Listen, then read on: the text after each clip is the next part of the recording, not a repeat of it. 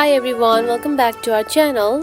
In today's video, I'm going to show you how to zoom in the photo in the Lightroom app. It is a very simple and easy process, so let's get started.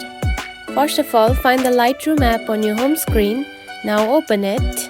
Now choose one photo that you want to zoom in. Then here you can find the option of crop. Now simply select it.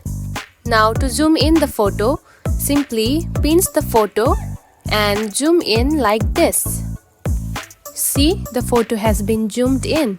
Now you can adjust and edit the photo however you want to edit it. And that's it.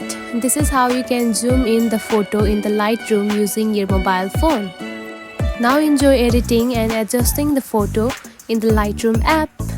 It is a very simple and easy process, right? If you found this video helpful, don't forget to like and subscribe for more tips. Thanks for watching.